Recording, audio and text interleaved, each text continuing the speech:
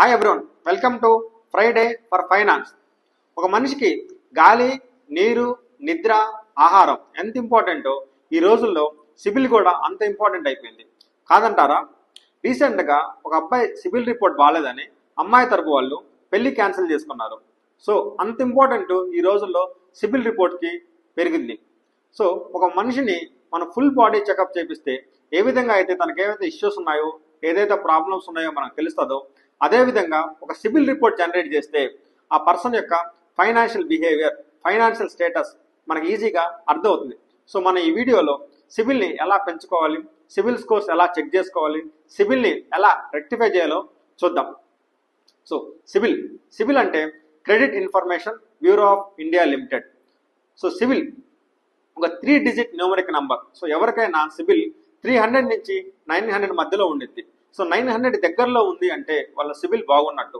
Private companies కానీ, financial organisations కానీ, banks కానీ అలాంటి వాళ్ళకి లోన్స్ ఇవ్వడానికి ఇష్టపడతారు. ఎందుకంటే వాళ్ళ యొక్క సిబిల్ బాగుంది అంటే వాళ్ళు ఫైనాన్షియల్గా స్టేబుల్గా ఉన్నారు, ఆన్ టైంలో పేమెంట్ చేస్తున్నారు అని. అలాంటి వాళ్ళకి లోన్స్ ఫాస్ట్గా దొరుకుతాయి. అదేవిధంగా తక్కువ రేట్కి they will get loans at cheaper rates, they will get the loans. So సిబిల్ని ఏ ఫ్యాక్టర్స్ డిసైడ్ చేస్తాయి, ఏ ఫ్యాక్టర్స్ బేస్ చేసుకొని సిబిల్ రిపోర్టు జనరేట్ అవుతుంది మనం ఇప్పుడు చూద్దాం. ఫస్ట్ది పాస్ట్ హిస్టరీ. సో గతంలో మనం ఏమైనా లోన్స్ తీసుకుంటే ఆ లోన్స్ మనం ఇన్ టైంలో కట్టామా, ఫుల్ పేమెంట్ చేసామా, విత్ ఇన్ ద డ్యూ డేట్లో మనం పేమెంట్లు చేస్తే ఆటోమేటిక్గా మన సిబిల్ బాగుండిద్ది, ఎక్కువగా ఉండిద్ది. ఏదైనా పేమెంట్ లేట్ చేసినా సిబిల్ తగ్గిపోయింది. సో ఫాస్ట్ పేమెంట్ హిస్టరీ అనేది చాలా ఇంపార్టెంట్. సో అది బాగుంటేనేమో మన సిబిల్ బాగుండిద్ది, అది బాగోకపోతే మన సిబిల్ దెబ్బతినే ఛాన్స్ ఎక్కువ ఉంది. Next second point, credit utilisation. So మనం ఉన్న క్రెడిట్లో ఎంత అమౌంట్ని యూటిలైజ్ చేసుకుంటున్నాము. అజ్యూమింగ్ మనకు క్రెడిట్ కార్డు ఉంది. సో క్రెడిట్ కార్డుకి 2 lakhs లిమిట్ ఉంది. సో 1,50,000, 1,60,000 ఎవ్రీ మంత్ మనం యూటిలైజ్ చేసుకున్నామంటే దాని మీనింగ్ ఏంటి, మనకి ఎక్కువగా ఫైనాన్షియల్ రిక్వైర్మెంట్ ఉంటుంది. సో ఆటోమేటిక్గా మన సిబిల్ పడిపోయింది.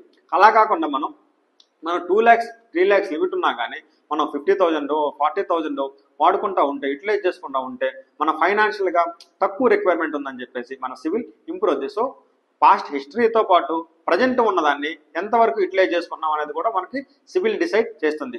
అదేవిధంగా ఏజ్ ఆఫ్ ది క్రెడిట్, గత ఎన్ని సంవత్సరాల నుంచి మీరు ఈ ఫైనాన్షియల్ దాంట్లో ఉన్నారు. ఒక లాస్ట్ 10 years నుంచి, లాస్ట్ 15 years నుంచి మీరు రెగ్యులర్ లోన్స్ తీసుకున్నారు, విత్ ఇన్ ద టైంలో లోన్స్ కడతా ఉన్నారు అనుకోండి, ఆటోమేటిక్గా మీ సిబిల్ బాగుండేది.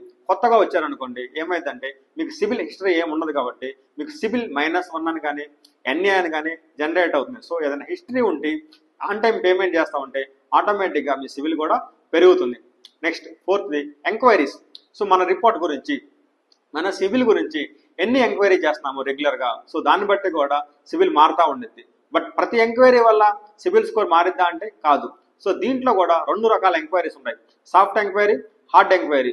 సో మన గురించి మనమే ఎంక్వైరీ చేసుకుంటా ఉంటే, సో ఎలాగా సిబిల్ వెబ్సైట్కి వెళ్ళేసి మన డీటెయిల్స్ ఇచ్చేసి మన సిబిల్ రిపోర్ట్ జనరేట్ చేస్తున్నాం అనుకో, దాన్ని సాఫ్ట్ ఎంక్వైరీ అంటారు.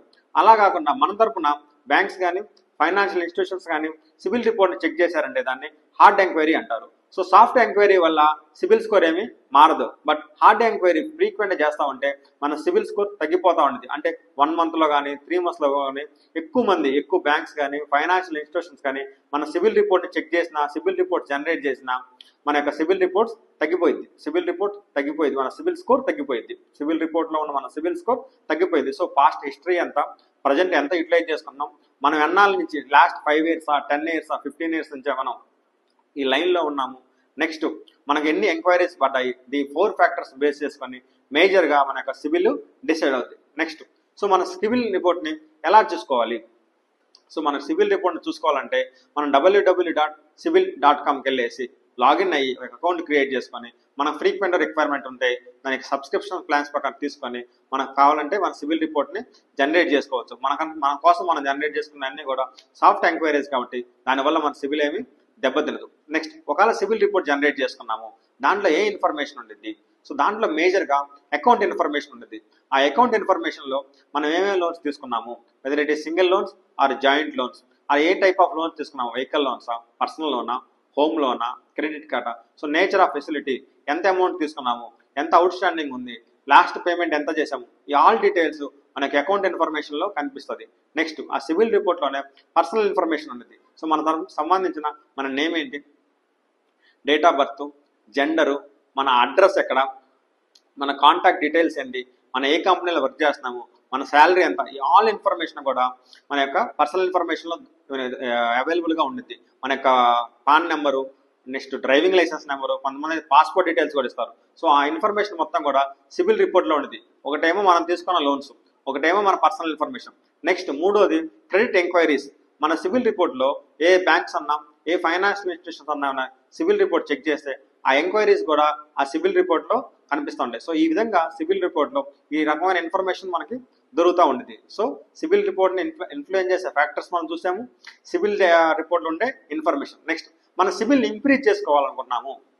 ప్రజెంట్ మన సివిల్ స్కోర్ 650 ఉంది, లేదా 700 ఉంది, లేదా 720 ఉంది. దీన్ని ఎక్కువ ఇంప్రూవ్ చేసుకుందాం అనుకుంటున్నాము, 800, 840, 860 చేసుకుందాం అనుకున్నాం. అలాంటప్పుడు ఏం చేయాలి? సో సివిల్ని ఇంక్రీజ్ చేసుకుందాం అనుకుంటే మీరు ఏం చేయాలి? ఆన్ టైంలో మీకు అవుట్ స్టాండింగ్ బిల్స్ అన్ని పే చేయాలి. With in the due date కల్లా ఏదైతే అవుట్ స్టాండింగ్స్ ఉన్నాయో అది ఆటోమేటిక్గా మీరు పే చేసే ఈసీఎస్ పెట్టుకోవడం కానీ, మీరు మాన్యువల్గా మీరు రిమైండర్స్ పెట్టుకొని విత్ ఇన్ ద టైంలో మీ లోన్ క్రెడిట్ కార్డ్ పేమెంట్లు కానీ, లోన్ ఈఎంఐలు కానీ మీరు పే చేయాలి. నెక్స్ట్ మీరు ఎవరికైతే పర్సనల్ గ్యారంటీ కానీ, లేదా మీరు ఏమైనా గ్యారెంటర్ లాగా ఉంటే వాళ్ళు కూడా మీరు ఎవరికైతే ఇచ్చారో వాళ్ళు లోన్స్ కడుతున్నారు లేదా మీరు చెక్ చేసుకుంటూ ఉండాలి. ఎవ్రీ ఇయర్ మీ సిబిల్ స్కోర్ ఎంత ఉందో మీరు ట్రాక్ చేసుకుంటూ ఉండాలి. అదేవిధంగా మీరు తీసుకున్న లోన్స్ కూడా రైట్ ప్రపోర్షన్లో కొన్ని సెక్యూర్డ్, కొన్ని అన్సెక్యూర్డ్గా ఉండే విధంగా మీరు చూసుకుంటే అప్పుడు కూడా మీకు సిబిల్ పెరుగుతుంది. అదేవిధంగా మీరు ఫ్యూచర్లో వెళ్ళే లోన్స్ కూడా మోడరేట్గా వెళ్తే, ఎక్కువ అమౌంట్ వెళ్ళకుండా మీ శాలరీ ప్రకారం, మీ ఇన్కమ్ ప్రకారం మోడరేట్గా వెళ్తే మీ సిబిల్ స్కోర్ కూడా పెరిగింది.